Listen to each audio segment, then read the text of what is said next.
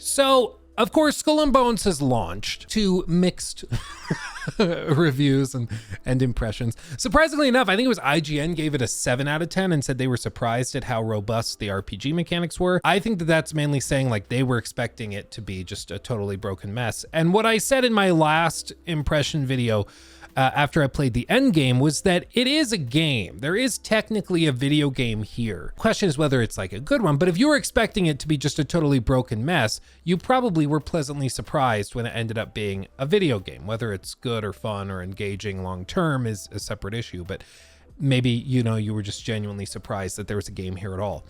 That being said, I got to play the Endgame. A lot of reviewers didn't even get to play the Endgame content that you're seeing on screen now. This was at a preview event where they set us up with builds that were dozens and dozens of hours into the game. A lot of reviewers did not even get that far. A lot of reviewers put in like 10, 20 hours and were like, oh my God, I need to stop.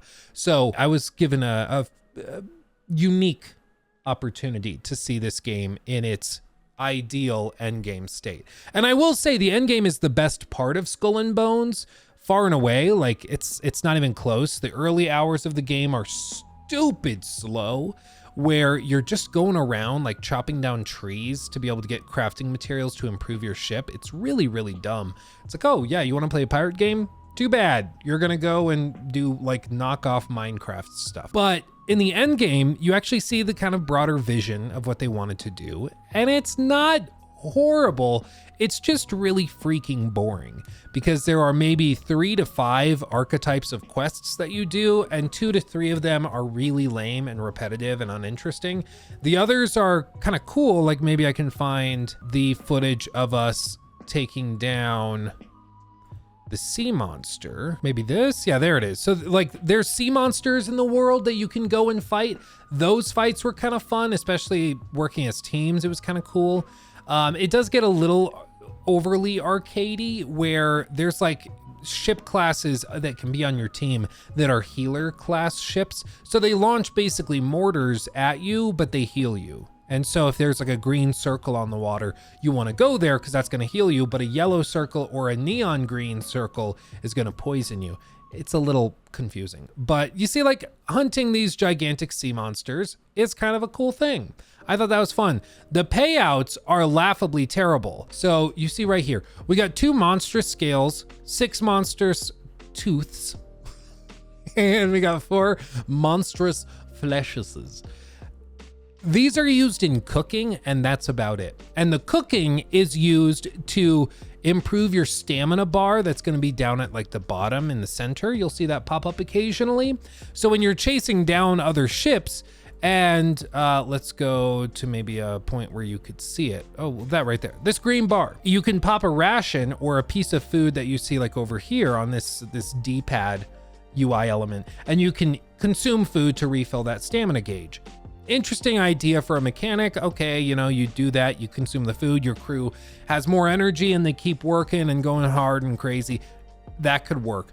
But the problem is that even taking on a freaking monstrous creature of myth, like a Leviathan, straight out of the Bible, gets you minimal crafting components for food. And even then, the stuff that you do get, like that monstrous flesh, that allows you to craft a steak, basically, that's one of these rations that will refill 60% of your stamina gauge instead of 40.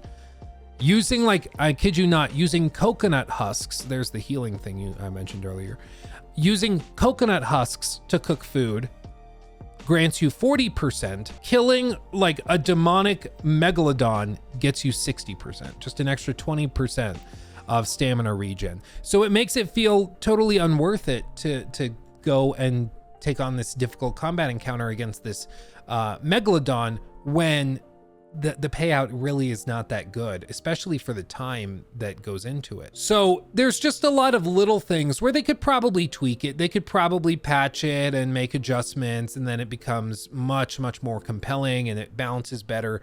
But honestly, I just don't think the player numbers are there to begin with. And also, being a $70 game, people expect that to be done by the time they buy the game. If it's free to play, there's a little bit of grace, but when you're talking about a game that you already paid $70 for, you should expect those little bitty things to be figured out ahead of time. Beyond this encounter you're watching right here, against an elite warship, Le Peste.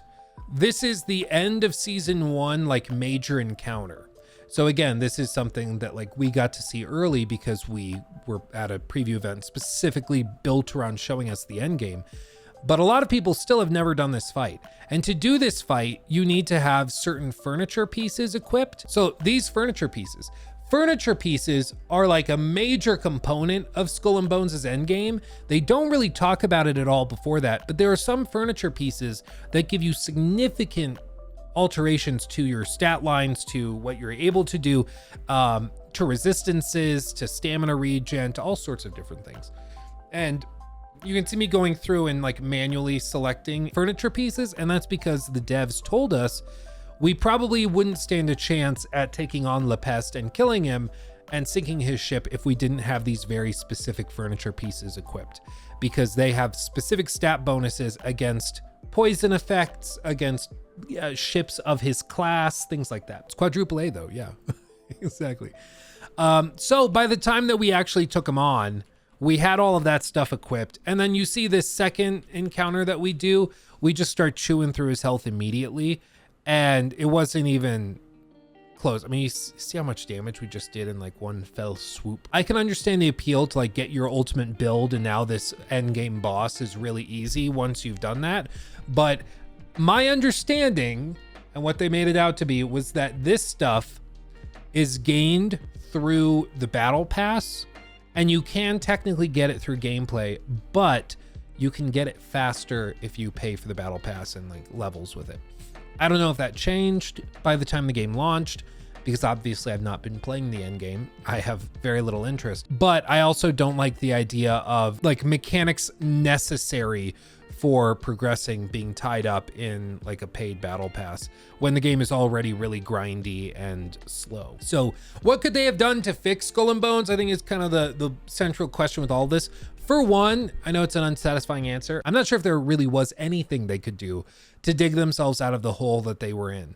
After 11 years of development, expectations are going to be very high after that much time. And as the CEO of Ubisoft, Yves Guillemot, said, this is a quadruple A game. And when you say that your game is a quadruple A game, people are expecting Red Dead Redemption 2, Breath of the Wild, Tears of the Kingdom, GTA 6 levels of quality, polish, and refinement.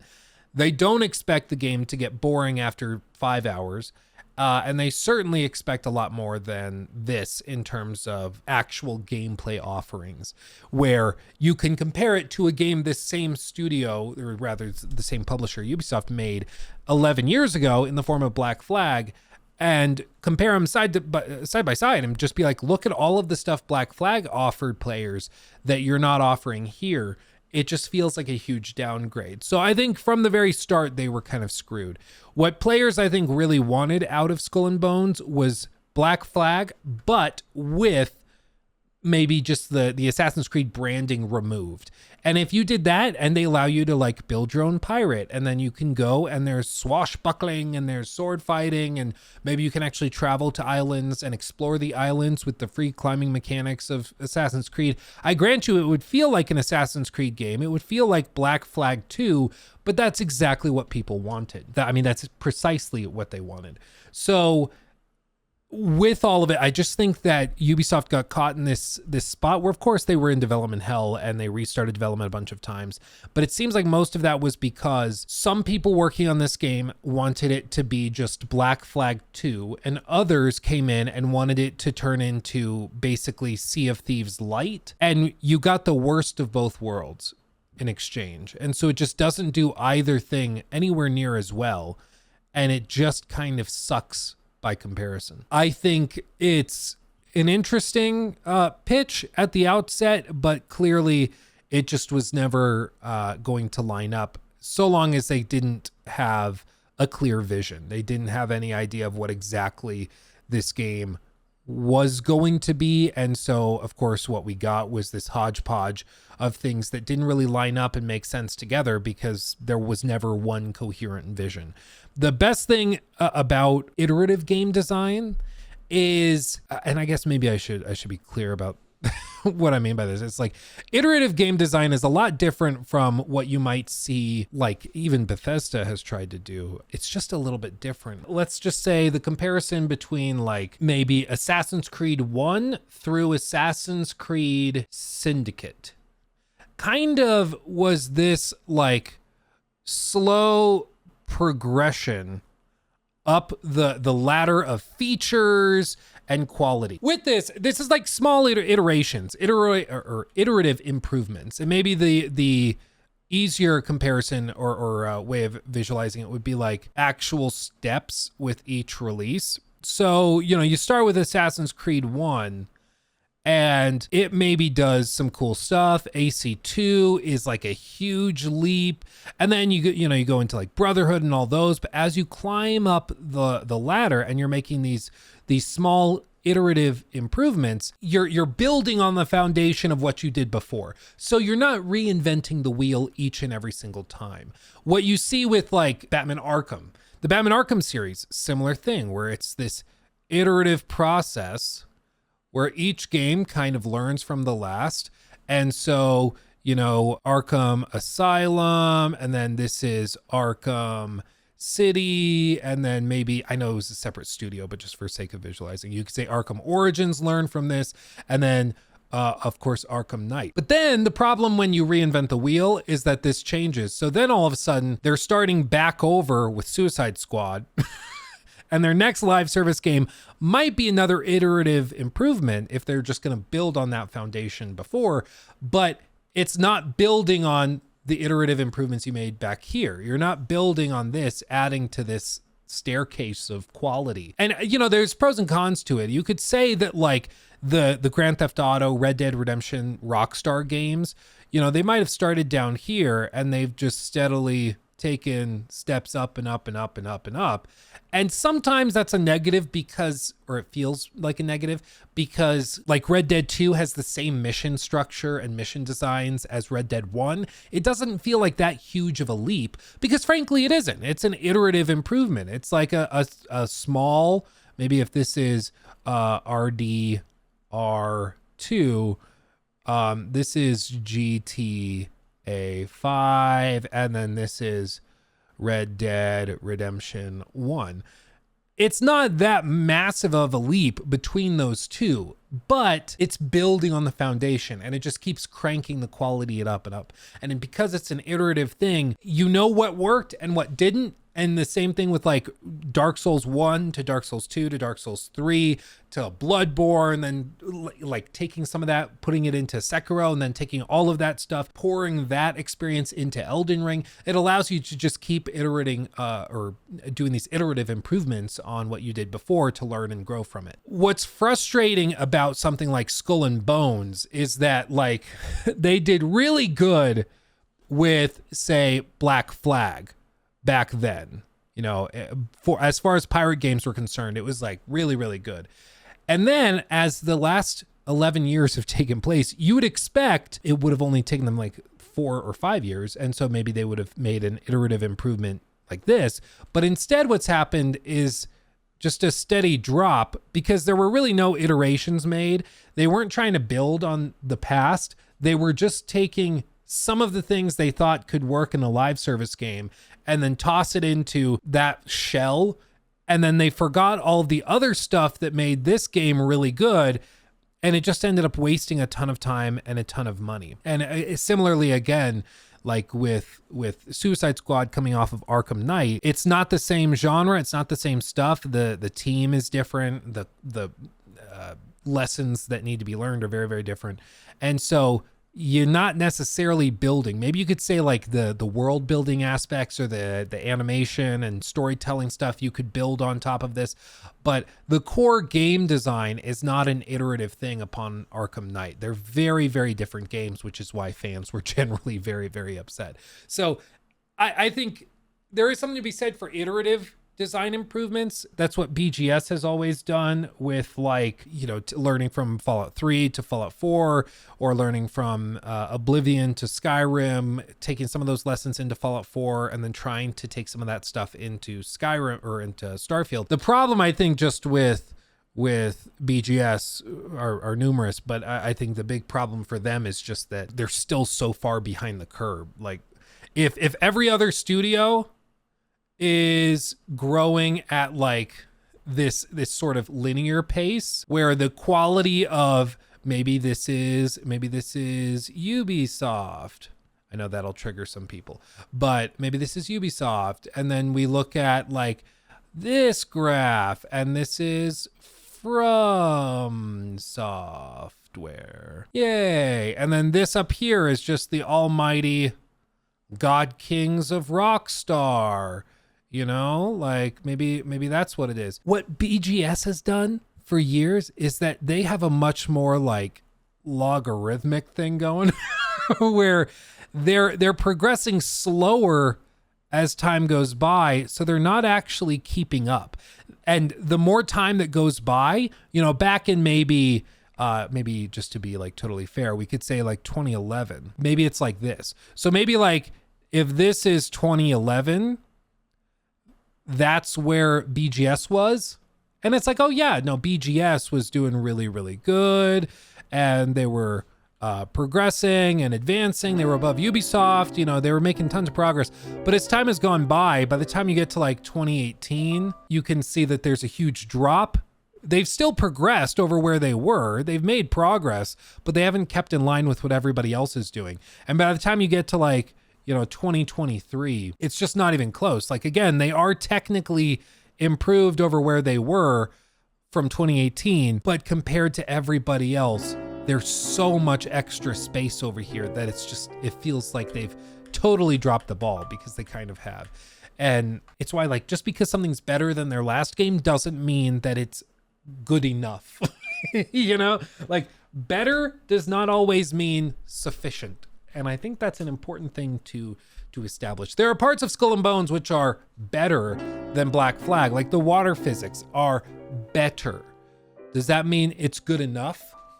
I don't think so. To justify 11 years of work? I don't think so. Personally, I don't think so. All of this to say, just to go back to the core topic, I think Ubisoft generally has done a good job at iterative improvements in their design processes.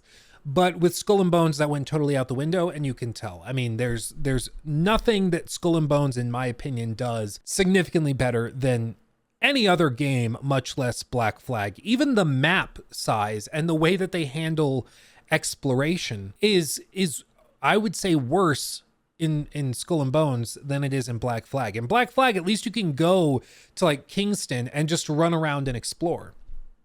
They're big military bases. If you want to take down a fort, you have to do the sea-based combat, and then you go and you actually raid the fort on foot with hand-to-hand combat, and it's great. With Skull and Bones, only half of that is present in the game. So, like, everywhere you look, I just feel like Black Flag did, especially for its time, everything better than Skull and Bones. You can point to little things like, well, there's technically more ship customization and more weapons that can be equipped to your ship. Sure, you can apply a gigantic ghost flamethrower to the front of your ship in the end game.